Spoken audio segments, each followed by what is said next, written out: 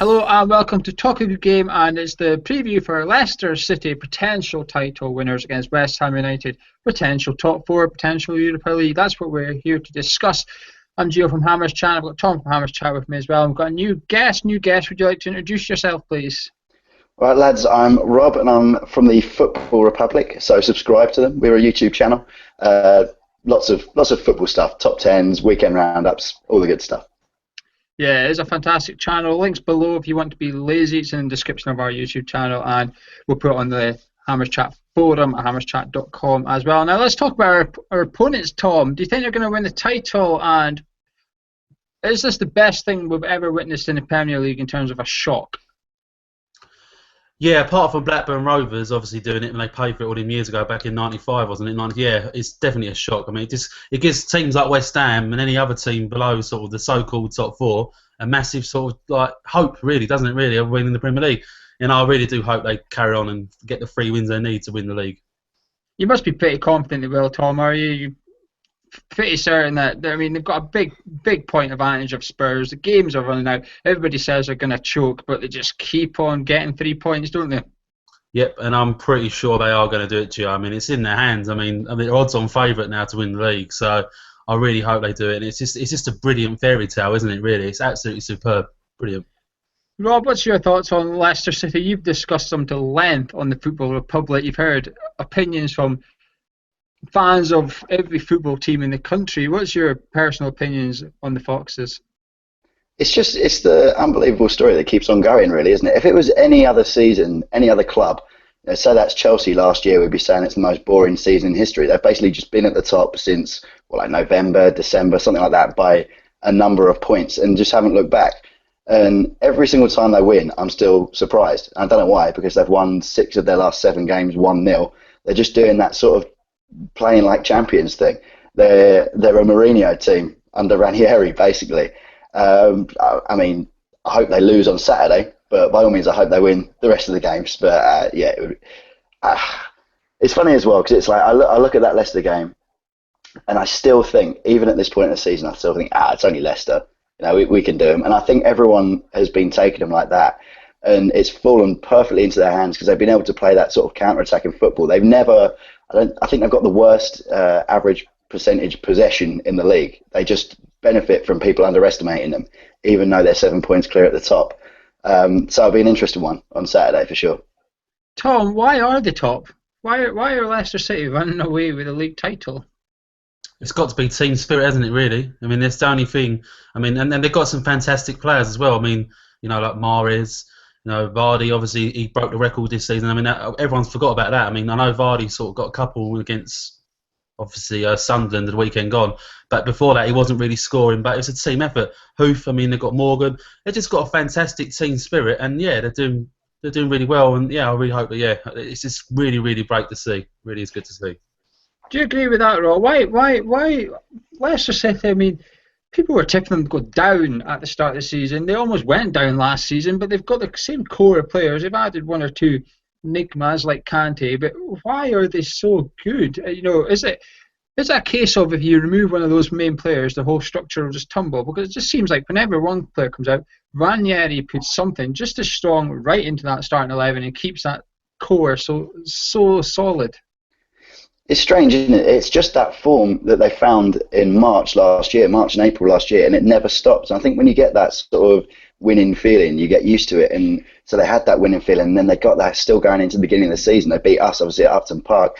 And then you had the Jamie Vardy scoring run. And I don't think you can underestimate how important that is, because that's, 12 games? 11 games in the end. I can't forget if it was 11 or 12. But that's, you know, those games they kept winning, and they kept having their main man scoring. And then once that run stopped, they started having Mahrez chipping in with crucial goals. I think Jamie Vardy has contributed to like 50 points or something for them this year. His goals have been so vital, and Mahrez's goals as well have been so crucial. They've won them. I think Mahrez has got sort of 7 winners, I think, is the bit of boring statistics for you there. But when you've got players that just keep stepping up like that, as well as having the core of your Kantes and your Drinkwaters, who both are playing the season of their lives, it's all just like everyone's hit their peak at the same time by some sort of miraculous coincidence.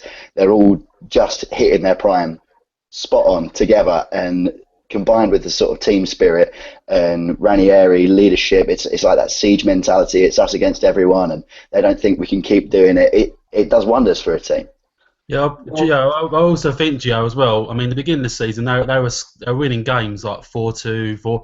I mean, and what Ranieri's what he done, he looked at that and he shored up the defence. And since Christmas, I mean, I think they've got the best record for not conceding goals. I mean, it's absolutely superb. And but obviously they're not scoring a great many, but they've got a lot of 1-2-0s in there. But he seems to have got that, and that's the sign of a fantastic manager for me personally. Yeah, their last 8 games at home, they've had 7 clean sheets.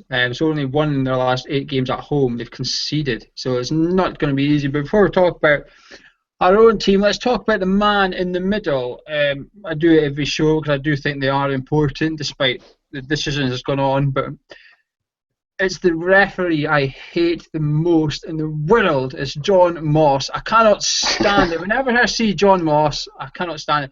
And this is... No one's going to be surprised at this, but 6 of his last 7 red cards have been handed out in games involving West Ham United. We beat Blackburn 5-1, Chiati got a red card.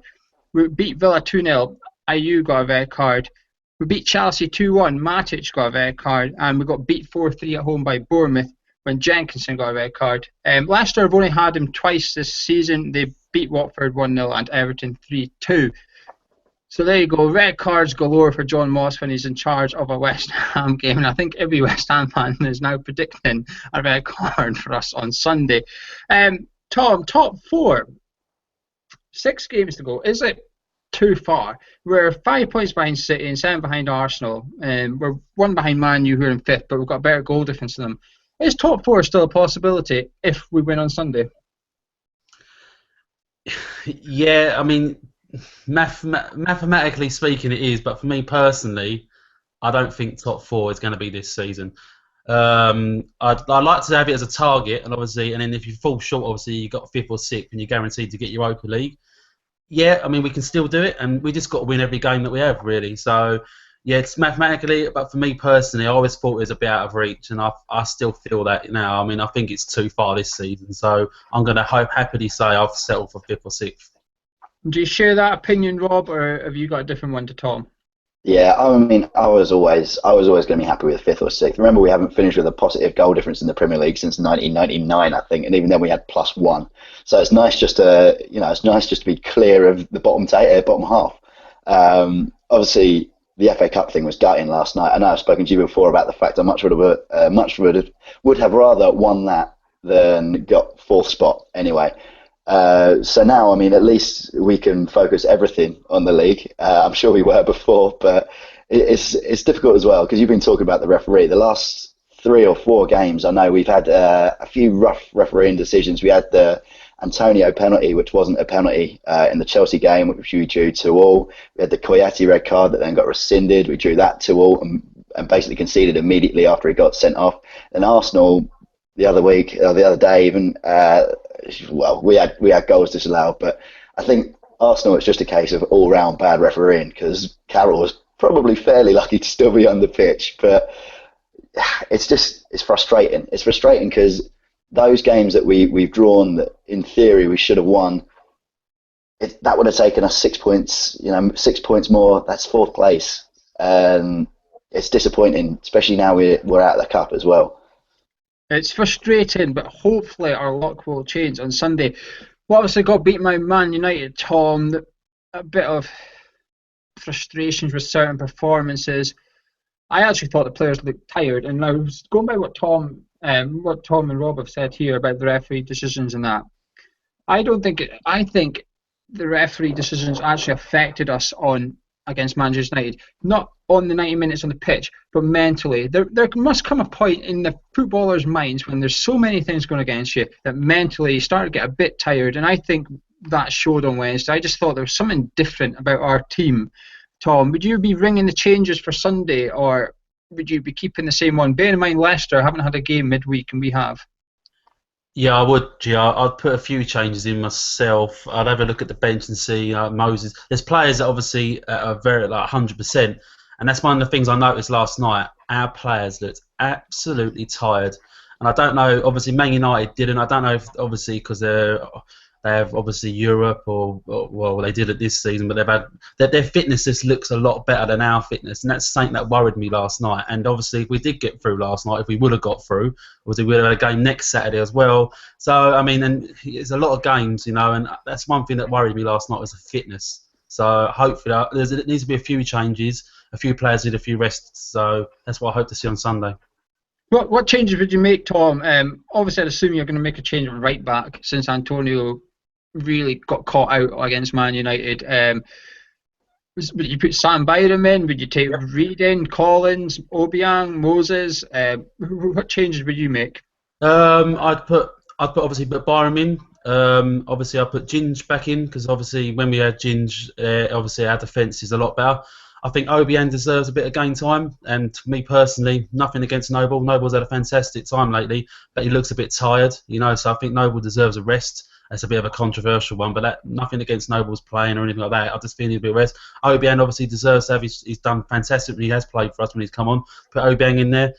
And then you can look a bit forward maybe. I mean, Carroll looked a bit tired as well, so maybe start. I mean, the only other option we've got is Emenike, so maybe put Emenike on. There's a few options there, Gio, really, and that's what I'd like to see. The team needs a bit of rotation. Rob, are you agreeing with that as well? Would you bring the changes, or would you just keep it the same and hope that it was just a blip?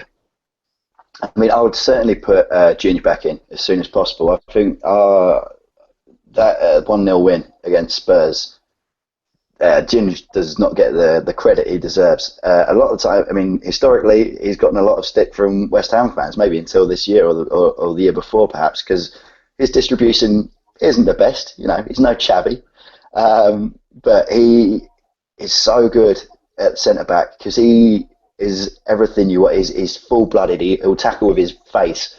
And we tend to do quite well from that this season. We tend to do quite well going ahead and holding on to it. And he's the kind of man you want leading the back four when you're holding on to something, because he's got that kind of desperation and that leadership. Ogbonna's a classy player.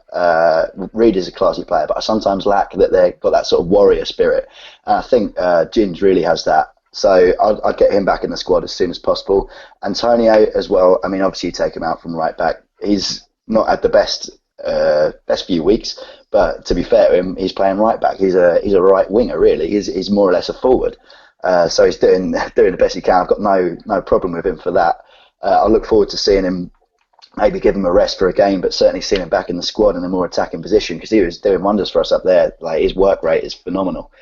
I agree that Noble probably needs a rest, but I would probably wait until after the Leicester game. I feel like this isn't a game we want to be resting too many, especially not our captain. But yeah, Obiang, I think it's funny because we signed Koyate as sort of a defensive midfielder, sometimes centre back cover. He played there a few times last season, but he's really done his best stuff, sort of charging forward, being like a kind of Yaya Toure light. But I think we need maybe Obiang over Koyate for a couple of games just to shore up that back, get everything sturdy again, and sort of build from there. I've no problem with Koyate. He's been good all year, but the last couple of games he's been a bit sort of lax in the defensive areas, I think. Yeah, well, I would certainly bring a few changes. I think Noble and Antonio would probably be the two I would rest, actually. It's nothing to do with their performances and that. I just think they look shattered. People have been injured, but them two have been consistent all season. Payet's been injured, Lanzini's been injured, but Noble and Antonio has always been there. Tom, are you confident? You're going to the game on Sunday. Are you confident? Just before you answer, Leicester have only been behind for 47 minutes in their last 22 Premier League games. Since November 2015, they've only been behind for 47 minutes. Phenomenal record. And also, Andy Carroll has only scored away from home twice in his last 12 Premier League games. Tom, are you confident? As confident as I can be, minus last night, really, because obviously I think that could be a bit devastating for the team morale. But Yep, I mean, no offense to Leicester. Leicester in superb form, as you just mentioned, but West Ham we're also in fantastic form, So it's going to be an interesting game. Yeah, and I am very confident. Yeah, and I hopefully, I can see us turning up there on Sunday. That's the West Ham way, After the awful game last night, I can see us turn up there. Maybe, who knows, nicking a win. Rob, what about yourself? Are you confident for Sunday? Strangely, yeah, I feel like Bilic isn't a man who's going to underestimate a team. While we don't give people too much respect this year, which I particularly like, that's why we've seen so many good results against the top six. We also don't underestimate people, and it's kind of going to be a combination of both against Leicester. And I am weirdly confident about it. I've been dreading the last few games. I thought I was dreading Arsenal. I was dreading Palace. Palace was always going to be a banana skin. It's just like West Ham way. Or always get the team that hasn't won or scored one goal in 10 games and they'll put it out against you. But yeah, I feel like it's maybe coming because Leicester can't keep that streak going forever in terms of the 1-0 wins. Something's got to give for them. Something's got to give for us. Haven't won in 5. I'm not sure I'm not sure where the goals are coming from because Carroll, I don't know if he can play 3 games in 8 days. It seems like a bit of an ask for him. And I'm not sure if Emenike is quite Premier League standard. But yeah, if we nick a goal somewhere, we never know. When you get Payet's free kicks, it doesn't take much. You might just get a foul 30 yards out and end up with a goal. And something to hang on to. I think we'll be all right. I think we might grab 3 points. Brilliant. Well, it's almost prediction time for these two and myself. We'll be back on Sunday live at half-time. So instead of watching Sky Sports, switch off those pundits and come watch Hammers Chat live on Sundays. We'll be talking about the first 45 minutes. Also, we're giving away a signed shirt on the forum. If you haven't noticed, it's signed by the current squad as well. All you have to do is be a member on the forum at hammerschat.boards.net and have 20 posts or more. But it's free to join and doesn't take a lot to rack up those posts if you interact with your fellow fans. For all your news, go into clarendonhue.info and make sure you subscribe to our YouTube channel. Tom, prediction time. Come on, put your neck on the line. What are you going for? I want to have my heart and obviously head again are saying two different things, but I'm gonna sit on the fence and I'm gonna say a 1-1 draw. 1-1 from Tom. Rob, what are you saying? I'm gonna say 1-0 West Ham. Early goal. Cling on for lives. It's gonna be a painful 85 minutes. Well, it's been our most popular scoreline this season. I'm going to say it continues. I'm going to say 2-2 over at Leicester, and their title run will continue. Our top 4 will cling on by a thread, I think, and we'll be back discussing the Watford game with our fingers crossed. But we've been Hammers Chat. That's been Rob from the Football Republic. Thank you very much for watching.